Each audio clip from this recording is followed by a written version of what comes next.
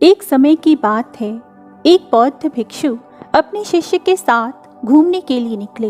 बौद्ध भिक्षु को इधर उधर की बातें करना बिल्कुल भी पसंद नहीं था। कम बोलना और शांत रहकर अपने काम से काम रखना उन महात्मा को पसंद था। लेकिन उनका शिष्य बड़ा ही बातूनी था।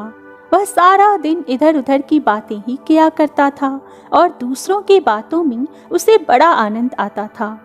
चलते चलते जब महात्मा और उनका शिष्य एक तालाब के पास से गुजर रहे थे, तब उन्होंने वहां के एक मछुआरे को पानी में जाल डाले मछली पकड़ते हुए देखा। शिष्य को यह बात बहुत बुरी लगी और वह मछुआरे को अहिंसा परमो धर्म का उपदेश देने लगा। लेकिन मछुआरा उसकी कोई बात भी समझने को तैयार ही नहीं था। पहले मछुआरा शिष्य की बात को टालता रहा, लेकिन जब शिष्य उसकी बात नहीं माना तो दोनों के बीच में लड़ाई झगड़ा शुरू हो गया। जब दोनों आपस में बहस कर रहे थे तब महात्मा आगे निकल गए। लेकिन जब महात्मा ने दोनों को आपस में झगड़ते हुए देखा तो वे वापस लौटे और अपने शिष्य को अपने साथ चलने के लिए कहा और शिष्य का हाथ पकड़कर महात्मा उसको अपने साथ ले गए। महात्मा ने शिष्य को कहा, बेटा, हमारा काम तो सिर्फ समझाना है, लेकिन भगवान ने हमें सजा देने के लिए यहाँ धरती पर नहीं भेजा है। शिष्य ने तब कहा, हे गुरुदेव, हमारे राजा को इस तरह के लोगों के बारे में अच्छी तरह से पता है।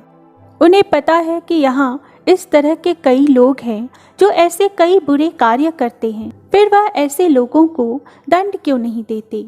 आखिर इस तरह के लोगों को सजा कौन देगा? शिष्य की बात सुनकर महात्मा ने कहा कि बेटा, तुम परेशान मत हो। इनको सजा देने वाली भी एक अलौकिक शक्ति इस दुनिया में है जो सब कुछ जानती है। भगवान की नज़र सबके ऊपर है और वह सबके कर्मों का हिसाब रखते हैं।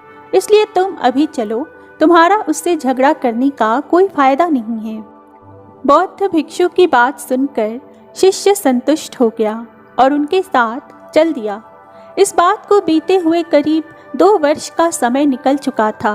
एक दिन महात्मा और उनका शिष्य फिर उसी नदी के पास से गुजर रहे थे। शिष्य भी 2 साल पहले वाली मछुआरे वाली घटना कब का भूल चुका था। वहां उन्होंने एक घायल सांप को देखा जो बहुत ही परेशानी में था। उस सांप को हजारों चींटियां नोच नोच कर खा रही थीं। शिष्य ने जब यह दृश्य देखा तो उसका दिल करुणा से भर गया। उससे यह सब देखा नहीं गया। वह सांप को बचाने के लिए जाने ही लगा था कि महात्मा ने उसका हाथ पकड़ लिया और उसको जाने से मना कर दिया। तब शिष्य ने गुरु से पूछा, आप मुझे सांप को बचाने के लिए क्यों नहीं जाने दे रहे? शिष्य की बात सुनकर महात्मा ने बड़े धैर्य से कहा, इस सांप को अपने कर्मों का फल भोगने दो। अगर तुमने इसको बचाने की कोशिश की तो इस बेचारे को अगले जन्म में फिर यह दुख भोगने ही पड़ेंगे, क्योंकि कर्म का फल सभी को भोगना ही पड़ता है। शिष्य ने महात्मा से पूछा कि हे गुरुदेव, इसने ऐसा कौन सा कर्म किया है जो यह इतना भयंकर कष्ट भोग रहा है?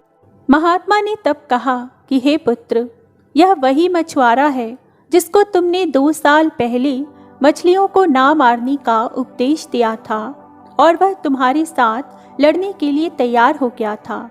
वह मछलियां ही यह चींटियां हैं जो इसको नोच नोच कर खा रही हैं।